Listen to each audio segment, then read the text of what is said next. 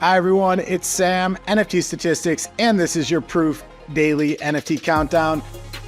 Last one of the week, last one from Wisconsin, going back to Colorado tomorrow. A lot to talk about today. Going to talk about this news that ApeFest is going to be in Hong Kong. Also had some really big sales, both in Azuki and Bored Ape Yacht Club. I suspect Pimp Capital was the buyer of both of them. Very high conviction. Let's get right into it, starting off with the quick market overview. Volume is basically flat over the past 24 hours versus the day before in that 10,000 ETH range. Blur had 64% market share because X2Y2 had a lot more market share than normal. A 600 ETH gold for Ape was traded on X2Y2, which drove that. In terms of buyers, we had a really big dip actually the day of NFT trait bidding being launched onto Blur. Since then, kind of had a nice little rebound in unique buyers. So up a fair bit to about 7,000 or 8,000 unique buyers over the past 24 hours. Large cap index down a small bit. But if you look at the large cap index in US dollar terms, we all know that Ethereum had a nice little rally on the back of lower interest rate expectations with inflation coming down a fair bit, as well as the XRP news that a court ruled that XRP is not a security. Ethereum very strong, and we saw the US dollar value of NFTs go up a small bit despite the lower floors in ETH terms. In terms of projects, Captains was up about 9%, and Azuki, Moonbirds, and Pudgies were all quite weak. Midcap index basically flat. Going over to art projects, just a few projects doing more than 10 ETH of volume, although Fidenzas did do one big sale. I'll show you that in a second, but I did not have the Fidenza sale when I did this screen, so sorry that it's a little bit disjointed, but let's get right into it. What were the big sales over the past 24 hours? A Chromie Squiggle, really nice color spread on that one, sold for 13.2 ETH.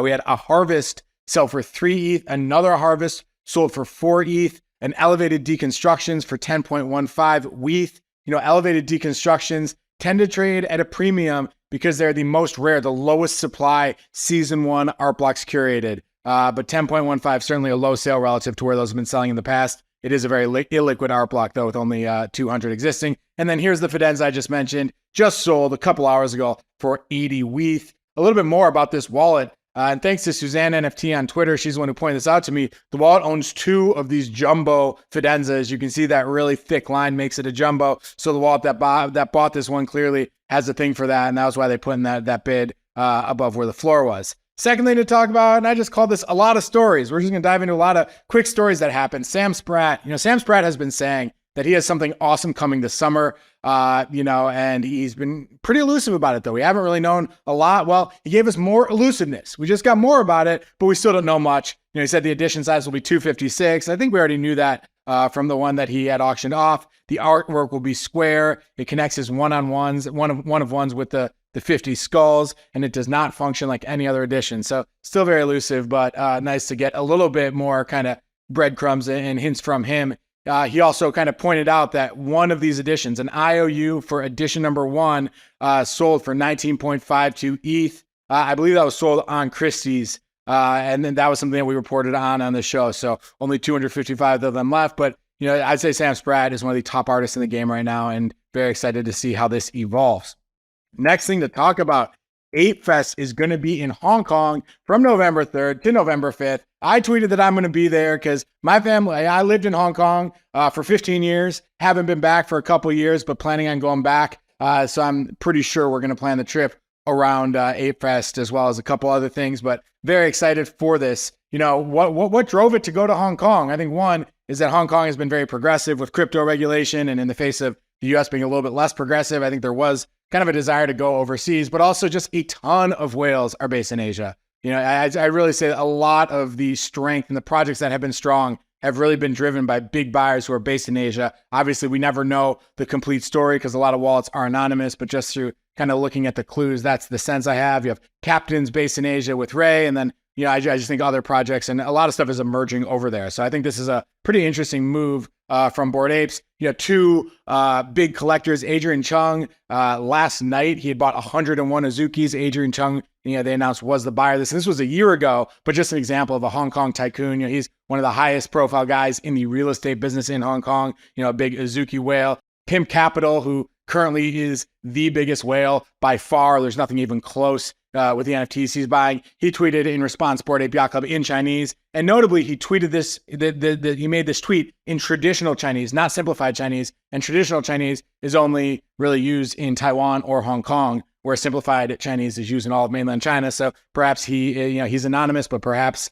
showing some links to Hong Kong or Taiwan there. A little bit more about it. Here's a tweet that Bored Ape Yacht Club retweeted, showing that they had a breadcrumb, basically showing, the city of Hong Kong in something they had posted a little while ago, probably foreshadowing that it would be there. A little bit about the details. All are welcome, but apes can register for free, first come, first serve basis. And they said they want to make this more about community and less about concerts with celebrities. Last time it was about Eminem and Snoop and the song and the video that had the Bored Apes in it. And this, they want to make it more a celebration of the community, the people, and they said a celebration of Hong Kong as well. Next thing to talk about, Doodles Community Council was announced. They said they grabbed their hammers, smashed the Doodle Bank, and ink exploded everywhere. And they are introducing us to the incubator, fresh design, new governments, endless possibilities. It was unveiled by the Community Council. So it sounds like this is kind of holders, not as much the team, as much as holders who are the Community Council who thought this up and pushed this through. They said it will fund events that foster community connection, create unique and memorable experiences, and expand diversity and inclusivity. They also have an artist in residence program for the community. So interesting stuff from them. I think it's always cool when the community is initiating ways that you can use the money that some of these projects have at their disposal for the community. Very curious to see how this one evolves over time.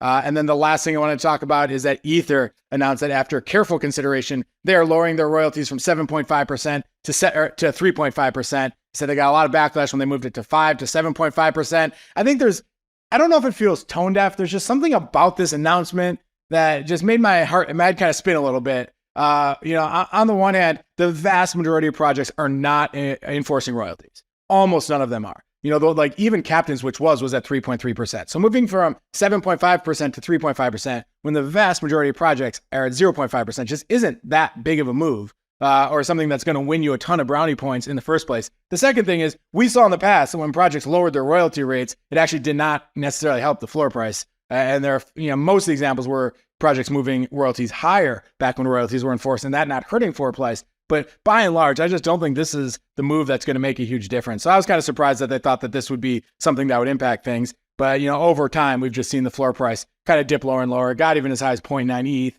I grabbed this from the Blur screenshot, but you can see right now it's down to 0.2 or so and feels like it's trending in the wrong direction. So never fun to see that, but that feels like the reality of the situation here. Hopefully they can find a way to turn it around. Lastly, let's talk about some notable sales. I got 2 PFP sales to talk about and one to talk about. Starting off with a gold for Bored Ape Yacht Club sold for 600 ETH, one of the cleanest gold for apes in the system. There were some listed lower, but the buyer clearly picked the one he wanted and bought that one. I gotta say, I think this is pimp capital. This is just the buying behavior that we have seen from pimp capital in the past. Here's the seller saying, sadly, had to let go of my gold ape today. I feel sick, but I'm happy it has a new home. Respect to EB7 for the smooth transaction. We know that EB7, Eric, is a broker. He represents Pimp Capital. He represents Nobody.eth. I looked around the transactions and actually saw that there was a commission paid from Pimp Capital to Eric. So I really feel like this was a Pimp Capital trade, not just from that flow of funds,